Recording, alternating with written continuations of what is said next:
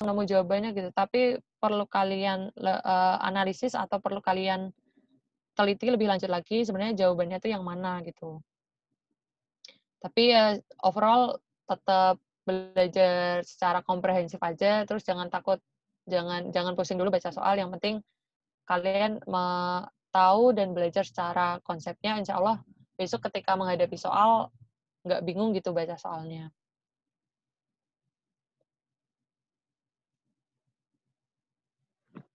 Gimana guys? Kalau ada yang mau tanya silahkan ya.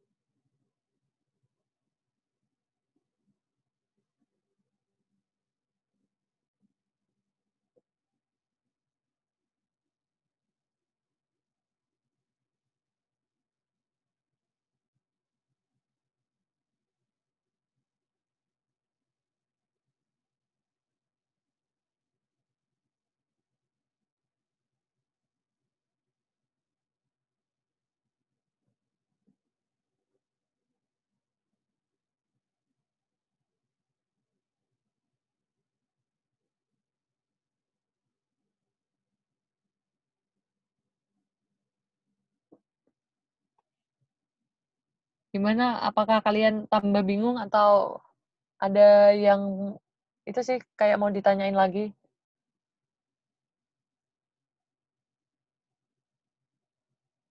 Terus mungkin nanti bisa belajar dari resumku juga ya teman-teman. Jadi kalau di resumku ini, dulu kan aku diajar Pak Eko tuh. Nah, resum ini tuh proses pembuatannya kayak, kan Pak Eko dulu ketika offline tuh sama, beliau ngajarnya pakai mind map yang tadi aku sebutin gitu. Dari week 1 sampai week 7 tuh ada mind map-nya kayak gini. Kan sekilas banyak banget tuh. Nah, tapi kalau di resum aku ini ya memang dari mind map itu aku catat catat gitu ya, catat di, resume ini, terus waktu dulu ketika, beliau jelasin di kelas tuh aku VN. Jadi VN-nya itu kan banyak banget tuh penjelasan-penjelasan yang, jadi notes gitu buat aku ya. Makanya ketika dulu aku sambil nyalin mind map, itu sambil aku nambahin insight-insight atau contoh-contoh atau penjelasan yang dikasih Pak Eko selama di kelas. Jadi mungkin, resumku bisa jadi salah satu bahan belajar buat, teman-teman kalau misalnya butuh penjelasan-penjelasan tertentu gitu ya, misal kalian nggak paham apa gitu. Karena kadang di resum tuh aku juga nulis kayak contoh-contohnya gitu loh.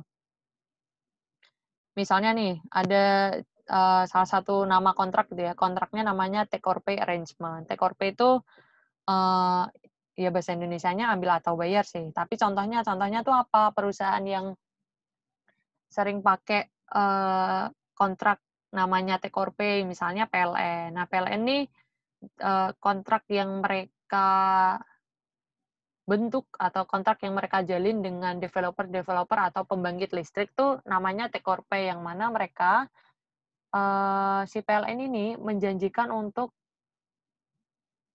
membayar ya, membayar misalnya ya kira-kira 80% dari kuantitas listrik yang diambil dari si developer atau pembangkit listriknya. Nah, kayak gitu. Tapi kenapa kok, misalnya ditanya, "Kenapa kok PLN kok berani gitu untuk menjanjikan membayar sebesar 80% kapasitas listrik?" Ya, nggak lain nggak bukan karena kalau PLN gitu ya teman-teman, itu kan perusahaan listrik yang butuh, pembiayaan dalam jumlah yang relatif besar. Yang dalam artian mereka untuk cari modal tuh juga susah ya, salah satunya dengan, membentuk kontrak bahwa mereka tuh menjanjikan untuk menjamin pembayaran. "Aku bakal beli kok sebesar 80%," misalnya, satuannya apa, KWH atau apa yang lain gitu kan, akan membayar 80%, akan membeli 80% dari listriknya si, pembangkit listrik. Nah, di situ,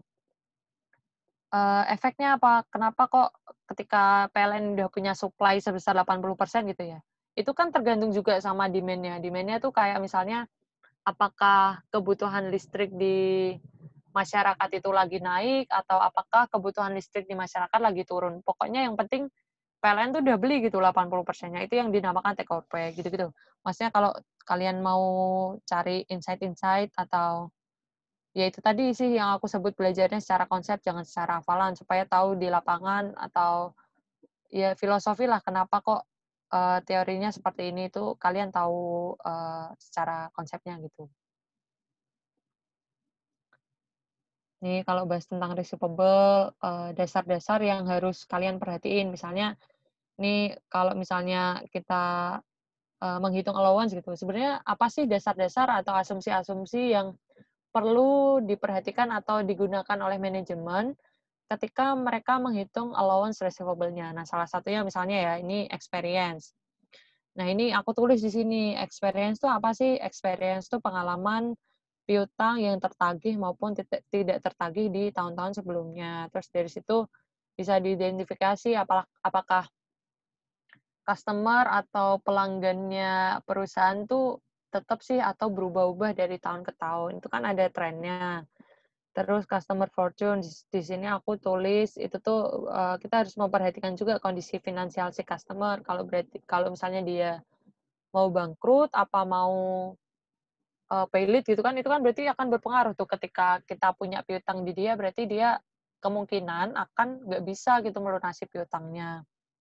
Collection policy itu kayak kebijakan perusahaan ketika misalnya terkait sama piutang gitu ya. Kalau misalnya piutang tuh terkait sama diskon kan, karena diskon kan akan mempengaruhi nilai piutang. Misalnya ya, kalau yang kita biasa pelajarin tuh, yang kalau misalnya ada penjualan, terus terms-nya misalnya, kalau kamu membayar dalam 10 hari, dapat diskon 2%. Di luar 10 hari nggak dapat diskon, dan paling lambat penjualan tersebut dilunasi selama 30 hari. Nah, kayak gitu-gitu kan itu mempengaruhi sama nilai accounts receivable yang disajikan di laporan keuangan gitu kan. Terus habis itu bisa juga ada restrukturisasi. Restrukturisasi itu maksudnya ketika ada receivable, contoh ya, ada notes receivable perusahaan yang jatuh tempo. Sedangkan kita tahu kan kalau di notes tuh ada pokok atau prinsipal dan juga ada interest-nya. Nah, terus ketika udah jatuh tempo nih, misalnya dalam 30 hari gitu ya.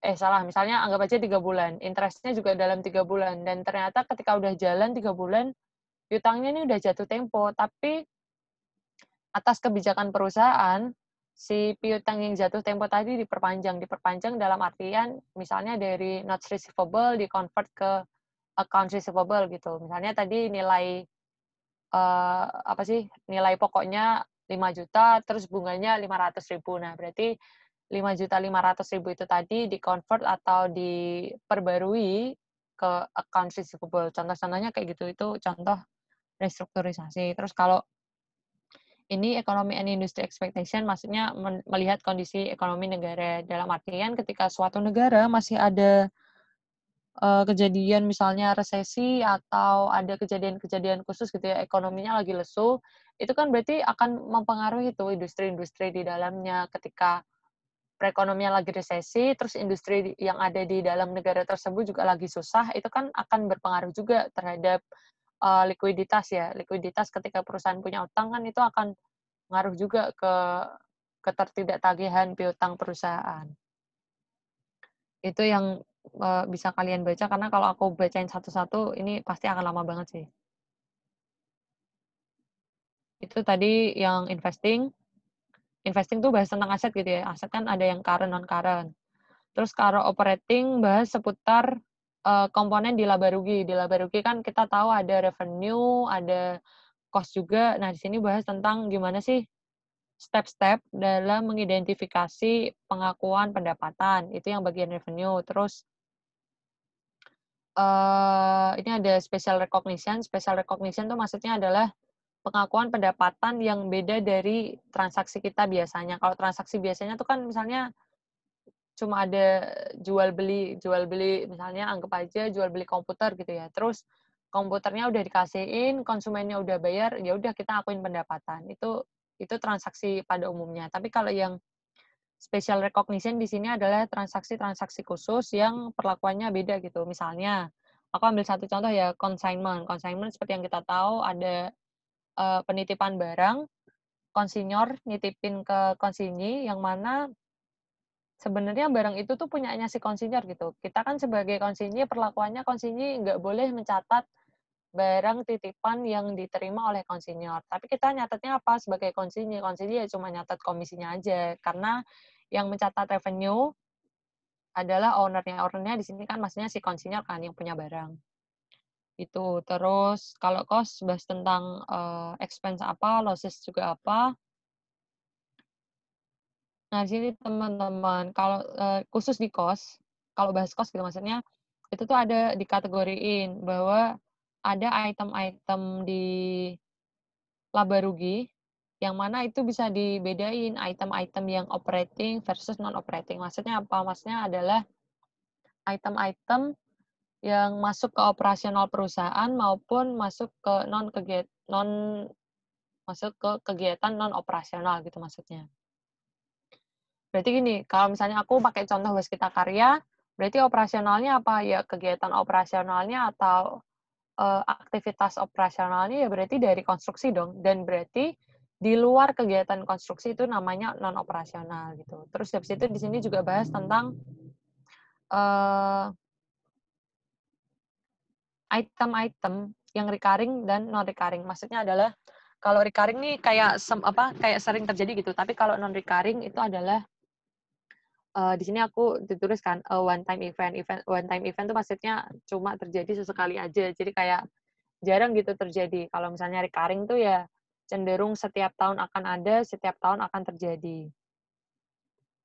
Nah, di sini mungkin contoh-contohnya nanti bisa dibaca sendiri, tapi yang mungkin sering jadi perhatian, di sini tuh ada distinction. Distinction tuh dalam artian gini, teman-teman. Item-item yang tadi aku sebutin masuk ke kegiatan operasionalnya perusahaan gitu ya, itu nggak pasti recurring. Dalam artian operating item tadi nggak selalu akan sering terjadi setiap tahun gitu. Ada item-item operating yang non-recurring, dan juga sebaliknya ada item-item non-operating yang bersifat recurring. Nah, langsung ke contoh aja ya, misalnya gini. Ada item operating yang itu terjadi secara non-recurring. Non-recurring itu maksudnya one time event tadi kan yang aku bilang, cuma sesekali doang gitu dalam satu periode. Contohnya apa? Kalau misalnya kita sebagai perusahaan farmasi gitu ya, itu kan salah satu item operasi atau aktivitas operasional kita gitu. Maksudnya itu kan terkait sama inventory, yang mana kalau di perusahaan farmasi inventory-nya berarti berupa eee, persediaan obat-obatan gitu kan. Itu kan termasuk item-item operating. Nah, tapi ketika inventory itu ada loss of inventory yang aku tulis di sini, loss-nya dari mana? Misalnya dalam 1 tahun tiba-tiba ada kebakaran gitu. Nah, itu kan kebakaran merupakan kejadian yang nggak setiap tahun dong, masa iya kebakaran setiap tahun? Karena kalau kebakaran itu kan lebih ke aktivitas yang nggak terprediksi gitu kan, terjadinya bisa tiba-tiba dalam 1 tahun kok ada kebakaran gitu kan, cuma one time event aja. Tapi di sini yang dicontohin maksudnya adalah kerugian dari inventory itu adalah operating loss. Maksudnya tadi yang aku omongin aktivitas operasi, yaitu operating loss, tapi dia bersifat non-recurring. Karena yang operating ini nggak selalu recurring gitu kan. Ini contohnya yang operating tapi non-recurring. Terus contoh lain, berarti apa dong item yang non-operating tapi bersifat recurring? Itu contohnya adalah interest-interest yang ada di perusahaan. Maksudnya gimana? Kalau interest ini kan sifatnya bukan operating ya, bukan kegiatan operasional gitu. Karena kalau interest kan eee, terkait sama financing-nya, kegiatan financing activities gitu kan. Tapi ketika ada interest income atau interest expense gitu juga bisa, itu kan cenderung setiap tahun itu akan selalu ada gitu. Kita bakal selalu bayar interest, dan juga kita selalu terima interest gitu, yang mana itu bisa kita sebut bahwa interest itu bukan operating kok, bukan item operasional perusahaan, tapi diterima atau dibayarkan secara recurring. Recurring in nature, maksudnya kayak secara alamiah itu kan pasti akan selalu ada gitu setiap tahun. Itu Yang tadi aku maksud operating nggak pasti recurring dan non-operating nggak pasti non-recurring. Ini penjelasannya bisa baca sendiri kalau mau review. Terus ini cash flow analysis. Ini tuh review sedikit sih, maksudnya antara komponen-komponen arus kas itu kaitannya apa sih antara satu sama lain gitu. Terus di sini juga dijelasin limitasi dari laporan arus kas itu sendiri dan mungkin yang bisa kalian explore di bagian akhir. Nanti kalau misalnya aku share resumeku gitu ya, di bagian akhir, ya mohon maaf ini tulisannya agak jelek soalnya nyatetnya buru-buru, tapi inti dari analisis ini adalah, jadi gini, kan ada 3 komponen nih. Yang pertama ini operating, ini investing, dan juga ini financing. Nanti kalian bisa mulai analisisnya dari mana? Dari pertama-tama kegiatan financing dulu. Bagaimana kalau tadi aku bilang tahap pertama tuh di sini disebutnya sunrise. Ketika mereka mau growing gitu ya. Mereka OTW growing. Terus di atas ini berarti disebutnya mereka tuh mature. Mature dalam artian mereka misalnya udah beroperasi 5 tahun lebih, terus mereka tuh lagi pada tahap menguasai pasar gitu, lagi keren-kerennya itu berarti di atas. Terus nanti ketika udah mulai kinerjanya buruk atau menurun, terus mendekati likuidasi. Nah, inilah yang dinamakan, jangan warna biru. Udah mendekati likuidasi, nah inilah yang dinamakan sunset. Jadi gitu ya teman-teman. Sunrise, terus mereka growing, bertumbuh gitu, terus akhirnya mereka mature, lagi bagus-bagusnya, lagi keren-kerennya, terus akhirnya kinerjanya makin buruk sehingga mendekati likuidasi atau mendekati sunset. Di sini mungkin aku ingetin lagi bahwa secara umum financing perusahaan ini menunjukkan apakah dia lagi sunrise atau sunset atau mature gitu maksudnya. Ketika dia, contoh aja ambil satu ya, ketika dia misalnya adikarya nih, adikarya itu cash flow dari financing-nya plus. Plus kan berarti cash inflow gitu. Mereka masih pada tahap menerima modal atau menerima sumber pendanaan dari luar. Berarti kan mereka terima kas masuk nih dari financing, sorry. Terus modal yang mereka dapatkan dari financing, mereka gunakan untuk investing.